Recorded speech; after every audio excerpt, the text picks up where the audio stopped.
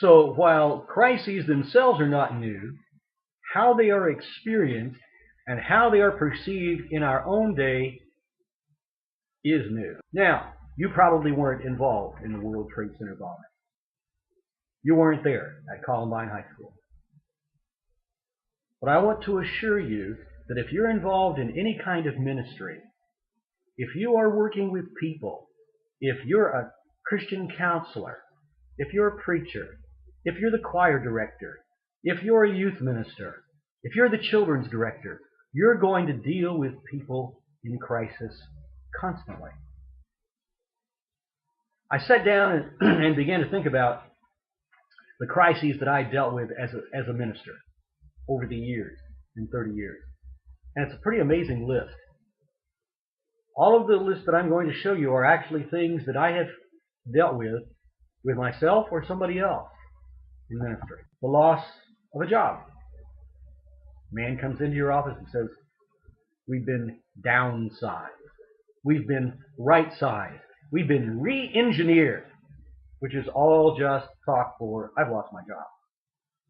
The loss of a close friend or a supporting person. The loss of a position of status or respect, particularly for men who lose their jobs. This is a serious problem. An incapacitating illness, or an operation, or an accident that leaves you unable to function as you once did. The death of a parent, or a spouse, or a friend, or your own child. All of those things are real life experiences that I've been through. The news that someone is terminally ill. The doctor says 6 months, upper limit. That's all you got. The discovery that your child is on drugs or is gay. The discovery of a handicap in yourself or a member of your family. An abortion or an unwanted pregnancy. And let me tell you, folks, you may be sitting there thinking, oh, well, we don't have those kinds of problems in our church. Let me assure you that there are women in your church having abortions. There are young girls who are experiencing unwanted pregnancy.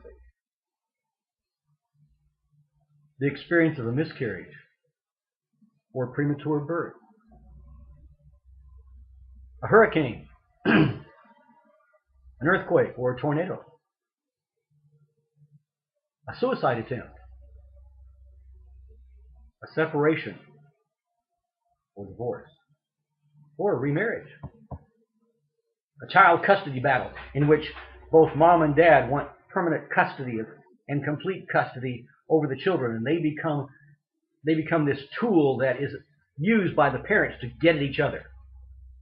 Being drafted or being discharged from the army. The discovery that your child is a member of a cult. A lawsuit that goes on and on and on for a long time.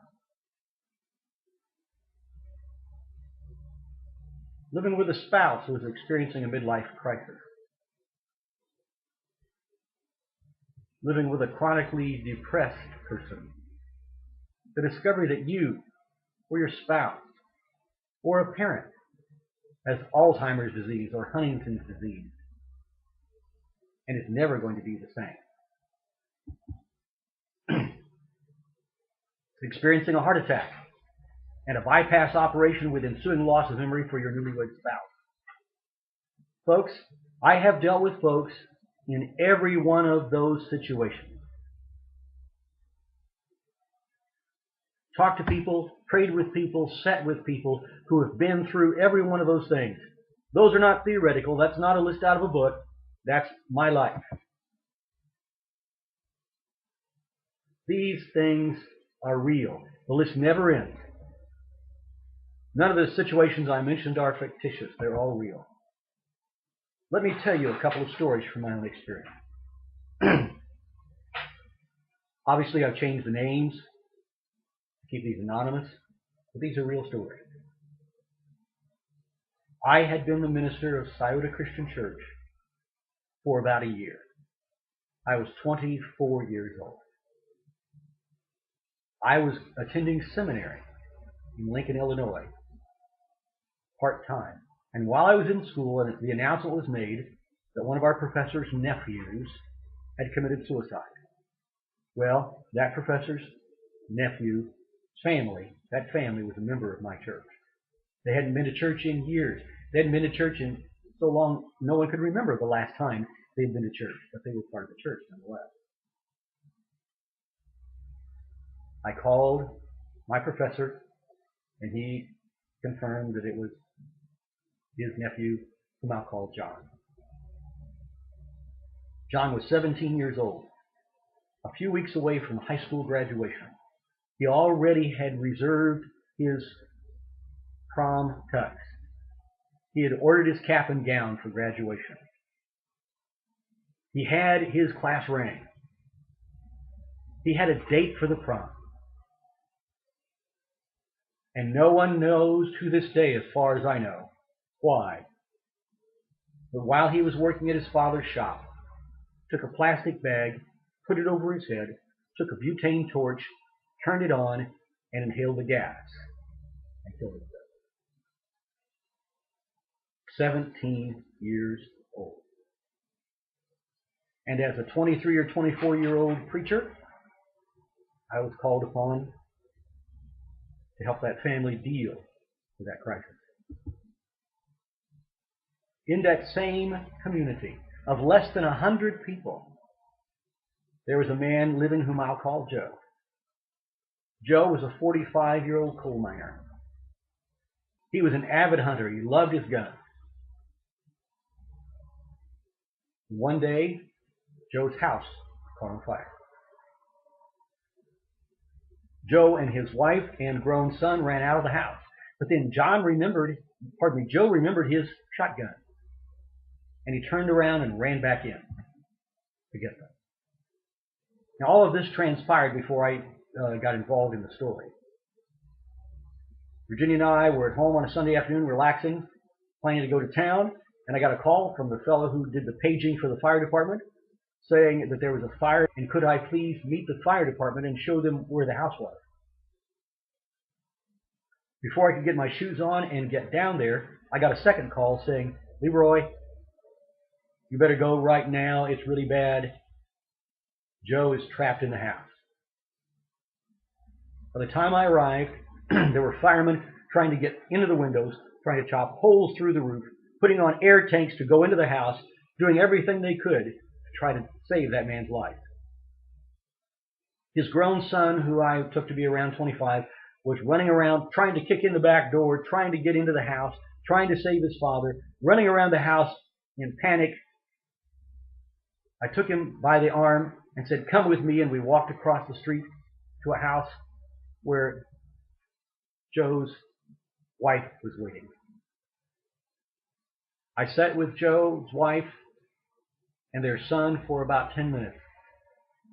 And the fire chief of that little community walked in, called me aside, and informed me that Joe was dead.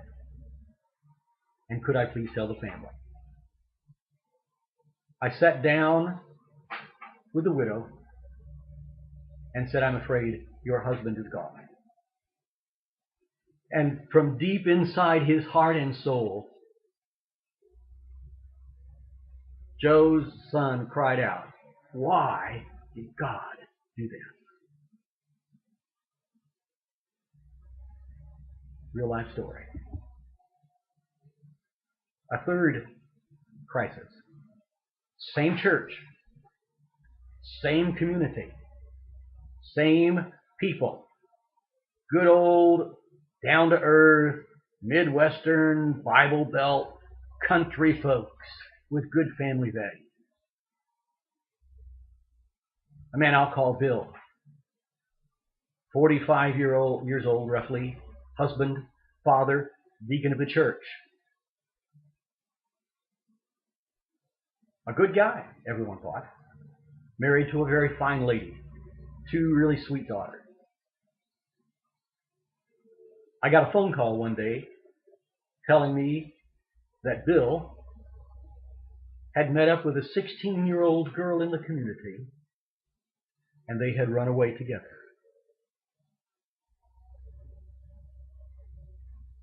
And I was asked to go talk to his wife. Real life situation.